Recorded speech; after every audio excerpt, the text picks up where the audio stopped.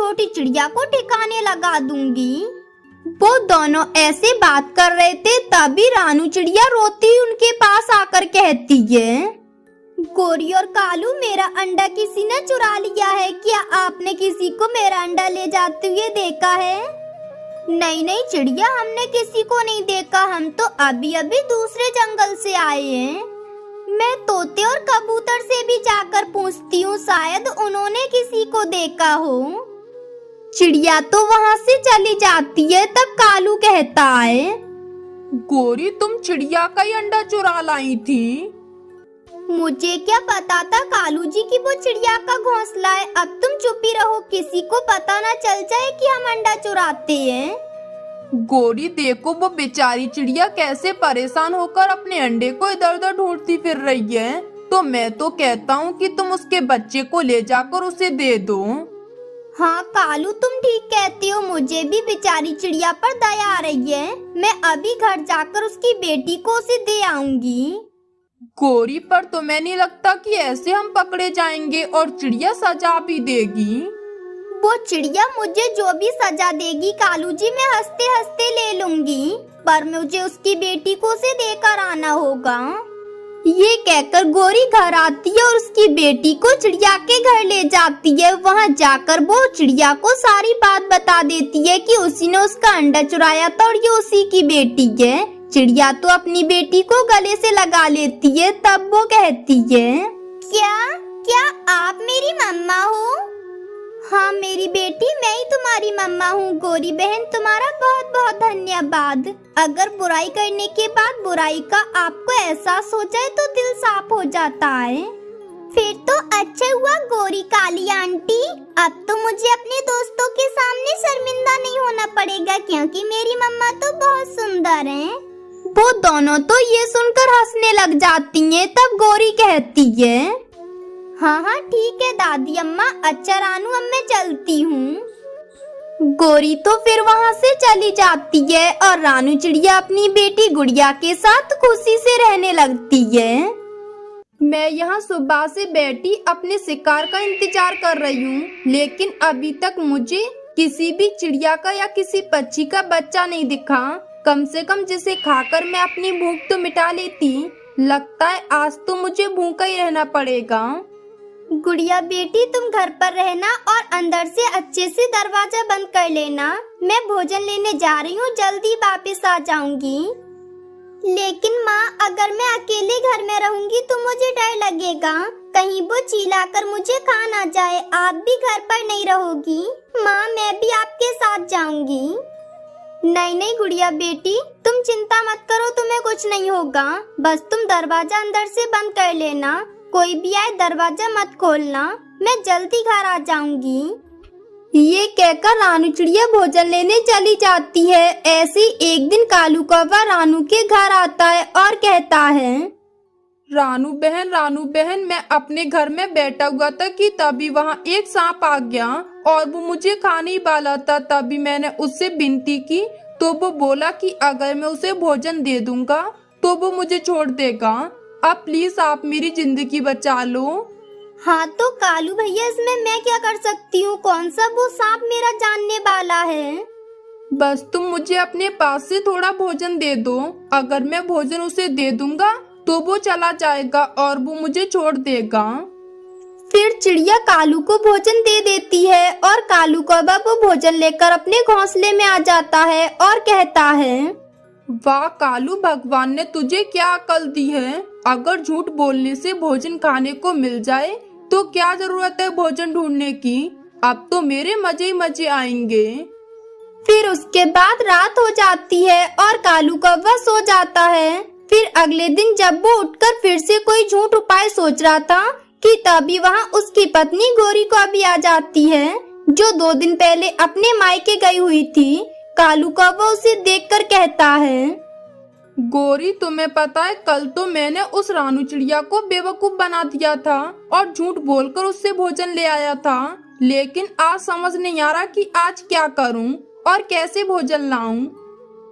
कालू, तुम ऐसा करो, तुम तोते के पास जाओ और उससे बोलना कि मेरी पत्नी जब मायके से वापस आ रही थी तो उसके चोट लग गई है और डॉक्टर ने कहा है कि वो अंगूर खाएगी तभी ठीक होगी, और तोते के पास तो अंगूर होते हैं, तो तुम जाओ और उससे अंगूर मांग लाओ, और फिर ऐसे आज का भोजन भी हमारे लिए आ जाएगा। हाँ गौरी, तुम्हारा उपाय तो बड़ा अच्छा है, मैं अभी जाता हूँ तोते के पास। ये कहकर कालू कौवा तोते की तरफ जाता है और तोते के पास आकर कहता है, तोते तोते मेरी पत्नी गौरी को बचा लो तोते। अरे कालू, मैं कैसे बचा लूं तुम्हारी पत्नी गौरी को? तोते तोते तुम मेरी पत्नी को मरने से बचा लो, क्योंकि अब वो सब तुम्हारे हाथ में ही है। तुम ही उसे बचा सकते हो और कोई नहीं बचा सकता। प्लीज मेरी पत्नी को बचा लो। कालू, मैं उसे कैसे मरने से बचा लूं? पहली बात तो मेरे को समझ में नहीं आ रहा है, जरा अच्छे से बताओ मुझे। वो तोते मेरी पत्नी के चोट लग गई है और डॉक्टर ने बताया है कि उसे जल्दी से अंगूर खिलाओ तभी वो बचेगी, नहीं तो वो मर जाएगी। अरे कालू, ये कैसी चोट है जो अंगूर खाने के बाद ही ठीक होगी? देखो तोते, सोचने का समय नहीं है, बस तुम जल्दी से मुझे एक अंगूर का गुच्छा दे दो, मैं उसे लेकर चला जाऊंगा और उसे खिला दूंगा। फिर तोता बिना कुछ सोचे समझे उसे अंगूर दे देता है और कालू कौवा जल्दी से अंगूर लेकर घर आ जाता है और अपनी पत्नी गौरी से कहता है, गौरी गौरी, तुम्हें पता है तोता तो तुम्हारी चोट की सुनकर रोने लगा था और तुरंत ही उसने मुझे अंगूर दे दिए। कालू जी, ये सब पक्षी तो है ही बुद्धू, बस पूरे जंगल में सिर्फ हम ही एक हैं जो सियाने और चतुर चालाक हैं। फिर रात हो जाती है और वो दोनों भोजन खाकर सो जाते हैं। दूसरी तरफ तोता सोच रहा था, वो डॉक्टर जो भी होगा पागल ही होगा जो उसने कालू से बोल दिया कि गौरी की चोट अंगूर खाने से ठीक होगी। वो तोता ऐसे सोचते हुए सो जाता है। दूसरे दिन चील अपने घोंसले में मिठाई खाने के लिए रखी हुई थी कि तभी वहाँ कालू कौवा आज उसे उल्लू बनाने के लिए आ जाता है और वो उसके घोंसले में मिठाई देखकर उससे कहता है, चील दीदी, तुम्हें पता है कल रात को मेरे सपने में तुम्हारी माँ आई थी और वो मुझसे बोल रही थी कि मुझे मिठाई खाने को दे दो, लेकिन मैंने उनसे बोला कि मेरे पास तो मिठाई नहीं है, तो वो मुझसे बोली, कालू बेटा मेरी बेटी के पास जाओ और उससे मिठाई ले आओ, फिर तुम मुझे दे देना, मैं कल फिर तुम्हारे सपने में आकर वो मिठाई ले जाकर खा लूंगी। कालू कौवे, मेरी माँ सच में तुम्हारे सपने में आई थी। मेरी माँ को ये मिठाई बहुत पसंद थी। तुम ऐसा करो, तुम मुझसे ये सारी की सारी मिठाई ले जाओ। जब मेरी माँ फिर से आज तुम्हारे सपने में आए तो उन्हें ये मिठाई दे देना, ताकि वो मेरे हाथ की मिठाई तब भी खा लेंगी। उस मिठाई को देखकर तो कालू कौवे के मुंह में पानी आ रहा था। फिर वो जल्दी से वहाँ से मिठाई उठाता है और थोड़ी दूर आकर एक जगह बैठकर खाने लगता है। वो मिठाई तो इतनी स्वादिष्ट थी कि कालू कौवा सारी खा जाता है और अपनी पत्नी के लिए बचाना ही भूल जाता है। तब वो कहता है, हे भगवान, ये क्या, मैं तो ये सारी की सारी मिठाई खा गया और मैंने गौरी के लिए तो छोड़ी भी नहीं। अगर उसके लिए कुछ भी नहीं लेकर गया तो वो मुझे नहीं छोड़ेगी। अब मैं क्या करूं? कुछ और सोचता हूं। हाँ, मैं ऐसा करता हूं, कबूतर की तरफ चला जाता हूं और उससे भी यही बोल दूंगा तो वो जल्दी मेरी बातों में आ जाएगा। ये बोलकर कालू कौवा कबूतर की तरफ आता है और वहाँ आकर उसका दरवाजा बजाता है। कौन है मेरे घर के बाहर? कबूतर, तुम्हारे पास जो भी भोजन हो मुझे दे दो। वो क्या है ना, कल तुम्हारी माँ जी मेरे सपने में आई थी और वो मुझसे भोजन मांग रही थी, लेकिन मेरे पास भोजन नहीं था। अगर आज वो फिर से मेरे सपने में आएंगी तो मैं उन्हें दे दूंगा, तुम मुझे भोजन दे दो।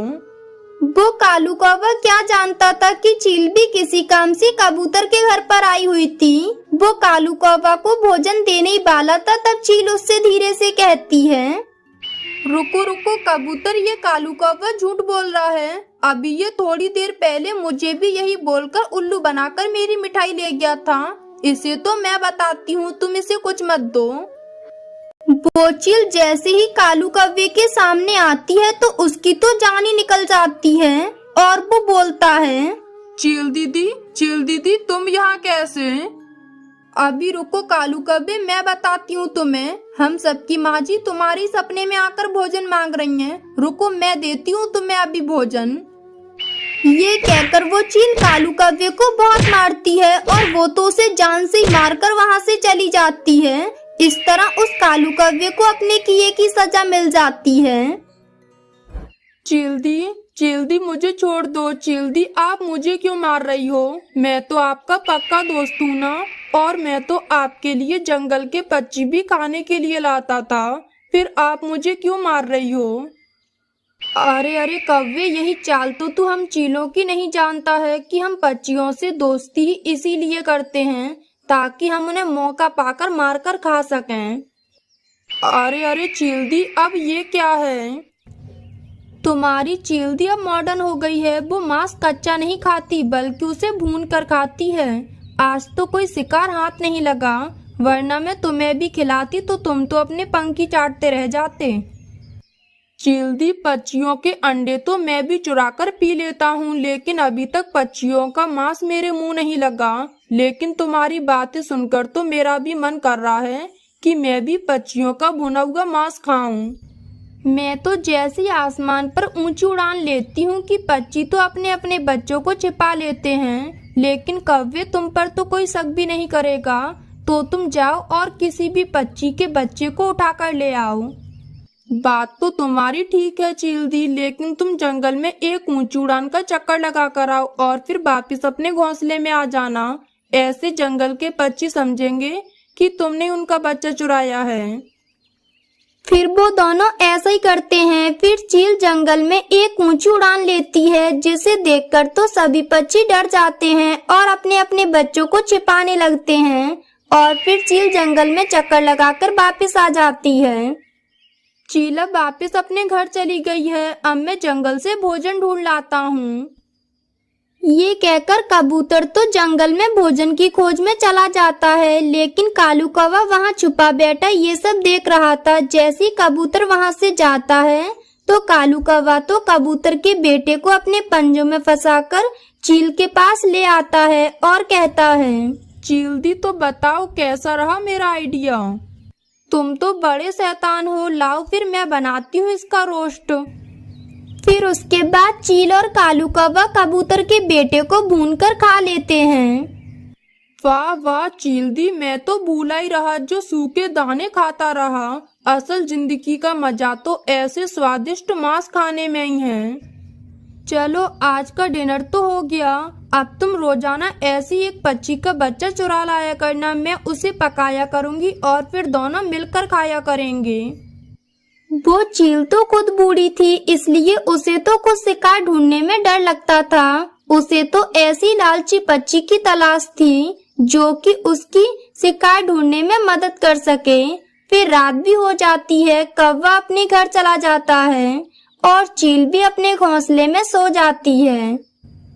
वो जालिम चील मेरे बच्चे को उठाकर ले गई और किसी ने भी मेरी मदद नहीं की। लेकिन कबूतर भैया, वो चील तो थोड़ी देर आसमान में उड़ने के बाद वापस अपने घोंसले में चली गई थी।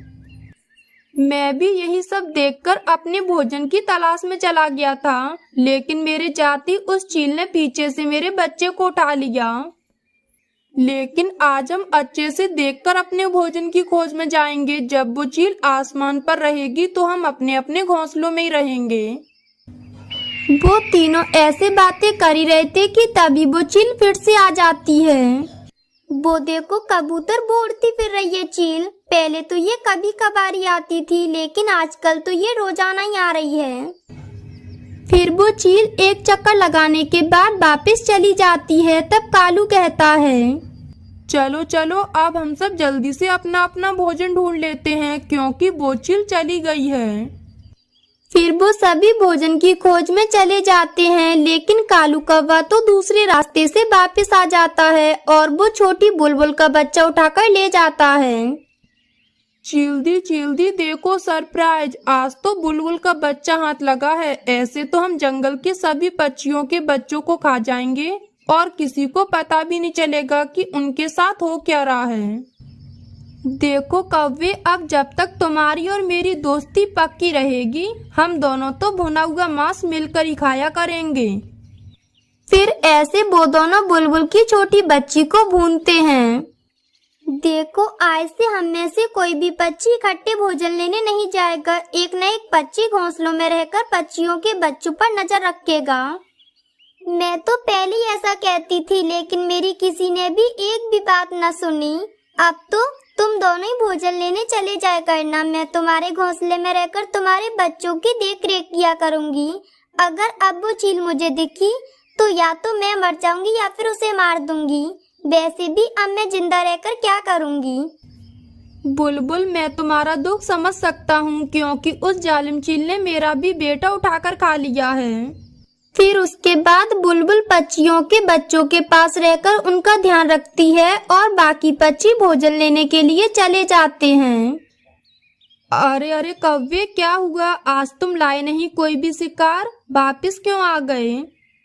मैं शिकार की खोज में गया तो था, लेकिन थक हार कर तुम्हें बताने के लिए वापस आ गया कि आज तो वो बुलबुल घोंसले में रहकर पक्षियों के बच्चों पर नजर रख रही है। मुझे तो लगता है कि अब कोई भी शिकार हमारे हाथ नहीं लगेगा और मुझे तो फिर से वो सूखे दाने खाने पड़ेंगे। वैसे कुछ भी हो, पक्षियों का मांस खाकर तो मजा आ गया था। मेरे दोस्त कालू, तुम मेरे पास आओ। मेरे पास इसका एक उपाय है। चील दीदी, क्या उपाय है? जल्दी बताओ, क्योंकि मेरे मुंह से तो उस भुने हुए मांस का स्वाद ही नहीं जा रहा। जल्दी बताओ। तुम पहले मेरे पास तो आओ, फिर मैं तुम्हें कान में बताती हूँ। फिर जैसे ही कालू चील के पास आता है तो चील तो उसे अपने पंजों से दबोच लेती है। तब कालू कहता है, चील दी, ये आप क्या कर रही हो? मैं तो आपका पक्का दोस्त हूँ।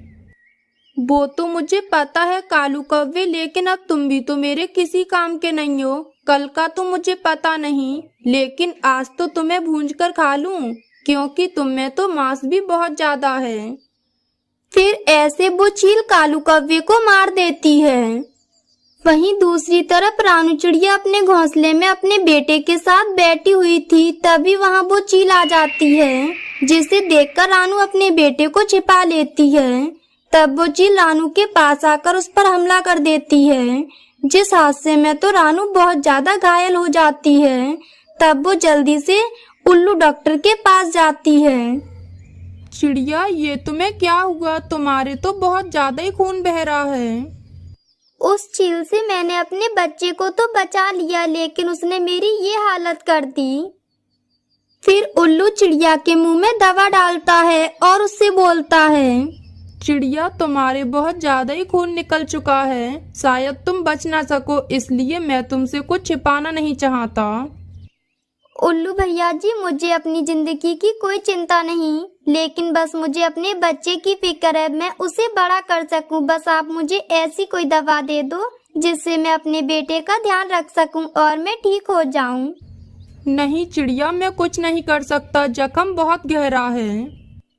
फिर रानू की ममता उसे शक्ति देती है और वो हिम्मत से उड़ती अपने घर की तरफ जा रही थी कि तभी उसकी नजर उसी जालिम चील पर पड़ती है, जो कि झाड़ियों में फंसी हुई तड़प रही थी। तब रानू वहां आकर कहती है, जालिम चील, तुम बहुत बुरी हो। तुम्हें मुझ पर और मेरे बेटे पर जरा भी दया नहीं आई। तुमने उसकी माँ छीन ली, उसे बड़ा भी नहीं होने दिया। लेकिन रानू की कोई भी बातों का वो चील तो जवाब नहीं देती। तब रानू समझ जाती है कि वो तो बस झाड़ियों में फंसी हुई तड़प रही है, उसे मुझे निकालना ही होगा। ये सोचकर रानू उसे झाड़ियों से निकाल देती है, लेकिन खुद उन झाड़ियों में फंस जाती है। मैं बच गई, मैं मरने से बच गई। आज मैंने अपनी मौत को करीब से देखा। चिड़िया, मैंने तुम्हारा ये हाल कर दिया, फिर भी तुमने मुझे बचा लिया और माफ भी कर दिया। शायद भगवान मुझे कभी माफ नहीं करते। मेरा बच्चा अभी बहुत छोटा है, वो मेरे बिना नहीं जी पाएगा। वो तो मेरे बिना मर ही जाएगा। ये कहते वो चिड़िया तो मर जाती है। तब चील कहती है, चिड़िया, मैंने सारी उम्र गुनाह किया, कभी अच्छा काम नहीं किया, लेकिन चिड़िया, आज तुमने मुझे ये सिखा दिया है कि कोई चाहे कितना भी बुरा हो, हमें अपनी नेकी से पीछे नहीं हटना चाहिए। चिड़िया, मैं तुम्हारे बेटे का ध्यान रखूंगी, मैं पालूंगी उसे। शायद ऐसे ही भगवान मुझे माफ कर दे। ये कहकर चील चिड़िया के घोंसले में आती है और फिर वो उसके बेटे कुकू का ध्यान रखती है और उसे अपने बेटे की तरह पालती है। इस तरह वो दोनों खुशी खुशी रहने लगते हैं। रानू देख, तुझे बस इन लकड़ियों के 150 रुपए ही मिलेंगे। पर कालू भैया 150 रुपए तो बहुत कम है। मैं पूरे दिन लकड़ियाँ काटती हूँ, तब जाकर इतनी लकड़ियाँ लेकर आ पाती हूँ। इतने पैसे दोगे आप मुझे? हाँ, बस तुम ये देखो कि मैं तुमसे लकड़ियाँ खरीद रहा हूँ। दूसरे जंगल के पक्षी तो ऐसी लकड़ियाँ लेते भी नहीं हैं। वो कालू कौवा रानू चिड़िया का पड़ोसी था जो कि लकड़ियों का व्यापार करता था। वो कालू कौवा तो रानू चिड़िया के भोलेपन का फायदा उठाता था और उसे लकड़ियों के बहुत ही कम पैसे देता था। एक दिन रानू चिड़िया हर रोज की तरह जंगल में लकड़ियां काट रही थी। ज्यादा गर्मी होने की वजह से रानू चिड़िया को काम करते करते प्यास लगाती है। तब वो बोलती है, हे भगवान, आज कितनी गर्मी है। इस तपती गर्मी में तो बार बार मेरा गला सूख रहा है और बहुत ज्यादा ही प्यास लग रही है। रानू जब अपना पानी का बर्तन देखती है तो वो तो खाली था। तब वो बोलती है, ये क्या, मेरी टोकरी में तो पानी भी खत्म हो गया। अब मैं क्या करूं? हाँ, जंगल के उस पार एक नदी है, ऐसा करती हूँ वहीं से पानी भर लाती हूँ। फिर रानू चिड़िया पानी भरने चली जाती है। उसे उड़ते उड़ते काफी समय हो जाता है। तब रानू अपने मन में सोचती है, हे भगवान, कितनी दूर है ये नदी। मेरा तो प्यास से गला ही सूखा जा रहा है। फिर रानू कुछ देर उड़ने के बाद उस नदी के पास आ जाती है और वो वहां आकर अपनी टोकरी में पानी भर लेती है और फिर पानी पीकर अपनी प्यास बुझाती है। वो पानी पीकर वहां से जाने वाली थी कि तभी रानू की नजर एक छोटी सी चिड़िया की बच्ची पर पड़ती है जो कि एक पेड़ के नीचे डरी सहमी हुई बैठी थी। अरे, ये चिड़िया की बच्ची तो बहुत छोटी लगती है। लगता है ये अपनी माँ से बिछड़ गई है। फिर रानू उस चिड़िया के पास आती है और उससे प्यार से बोलती है, चिड़िया बेटी, तुम अकेले यहाँ क्या कर रही हो? अगर किसी बड़े जंगली जानवर ने या फिर शिकारी चील ने देख लिया तो बड़ी मुसीबत हो सकती है। वो छोटी चिड़िया की बच्ची तो अपनी बड़ी बड़ी आंखों से उस रानू चिड़िया को देख रही थी। चिड़िया बेटी, तुम्हें भूख लगी होगी ना? ये लो, इसमें से थोड़ा पानी पी लो। फिर रानू चिड़िया उसे अपनी टोकरी में से पानी पिलाती है। पानी पीने के बाद तो वो चिड़िया वहां से उड़कर चली जाती है। तभी रानू चिड़िया की नजर वहां लगे एक जामुन के पेड़ पर पड़ती है जिस पर काफी सारे जामुन लगे हुए थे। अरे वाह, यहाँ पर तो कितने सारे जामुन लगे हैं। ये जामुन तो दिखने में कितने मीठे और रसीले लग रहे हैं। फिर रानू वहाँ से एक जामुन का गुच्छा तोड़ती है और खाती है। उन्हें खाने के बाद तो रानू चिड़िया में एक नई ताकत सी आ जाती है। अरे अरे, ये क्या? इन्हें खाते ही मेरी तो सारी थकान दूर हो गई। इसका मतलब ये जामुन तो बड़े ही ताकतवर हैं। तभी वहाँ रखे वो सारे जामुन सोने के बन जाते हैं। रानू जब उन सोने के जामुनों को देखती है तो वो तो हैरान हो जाती है। अरे अरे, ये जामुन सोने के कैसे बन गए? ये सब कैसे हुआ? तभी उस जामुन के गुच्छे में से आवाज आती है, रानू, अरे ओ रानू। कौन कौन है यहाँ? मुझे कौन बुला रहा है? रानू, रानू, तुम डरो मत। मैं एक जादुई जामुन हूँ और मैं हमेशा ईमानदार और सच्चे पक्षियों की मदद करता हूँ। रानू, तुम इन जामुनों से अपनी और जरूरतमंद पक्षियों की मदद कर सकती हो, लेकिन अगर किसी भी लालची पक्षी ने मुझे खा लिया तो वो उसी समय बूढ़ा हो जाएगा और बहुत ज्यादा कमजोर भी। रानू तो ये सुनकर खुश हो जाती है और फिर वो वहाँ से एक और जामुन का गुच्छा लेकर अपने घर आ जाती है और अपनी माँ को सारी बात बताती है। फिर वो अपनी माँ को जामुन खाने के लिए देती है, जिन्हें खाते ही उसकी माँ तो बिल्कुल ठीक हो जाती है। तब उसकी माँ रानू से बोलती है, रानू, रानू, देख, मैं बिल्कुल ठीक हो गई। अब तो मैं अच्छे से बोल भी पा रही हूँ और उड़ भी लूंगी, सब कर लूंगी। मैं एकदम से ठीक हो गई हूँ। मैंने बोला था ना माँ कि ये एक जादुई जामुन है। रानू चिड़िया के पास जितने भी जामुन थे वो सब सोने के बन जाते हैं। तब रानू उन जामुनों को बेचकर अपने लिए एक बड़ा सा घर खरीद लेती है और सारी जरूरत की चीजें भी। अब तो रानू चिड़िया लकड़ियाँ काटने भी नहीं जाती और वो पूरे दिन गरीब बच्चियों की मदद करती और घर पर रहकर अपनी माँ का ध्यान रखती। एक दिन वो कालू कौवा कहता है, ये रानू चिड़िया के पास इतने सारे पैसे कहाँ से आए? अब तो ये लकड़ियाँ भी नहीं काटती है और ना ही मुझे बेचती है। तो फिर इसके पास दिन पर दिन ये पैसे कहाँ से आते जा रहे हैं? जरूर दाल में कुछ ना कुछ तो काला है। मुझे इस पर नजर रखनी होगी। फिर ऐसे ही एक दिन रानू चिड़िया और उसकी माँ जादुई जामुन के बारे में बातें कर रही थीं। तभी वो कालू कौवा बाहर खड़ा उनकी बातें सुन रहा था और वो बोलता है, जादुई जामुन? अच्छा, तो तभी ये दोनों माँ बेटी उन जादुई जामुनों की वजह से इतनी अमीर हो गई हैं। लेकिन ये जादुई जामुन जंगल में मिलेंगे कहाँ? मुझे इसका पता लगाना होगा। फिर अगले दिन कालू कौवा जंगल में निकल जाता है और उसे उड़ते उड़ते दोपहर हो जाती है। वो जंगल में पहुंच जाता है, तब उसे वही छोटी चिड़िया दिखाई देती है। अरे चिड़िया की बच्ची, मैं तो इसे ही अपने साथ ले जाता हूँ और उस शिकारी चील को बेच दूंगा। ऐसे मुझे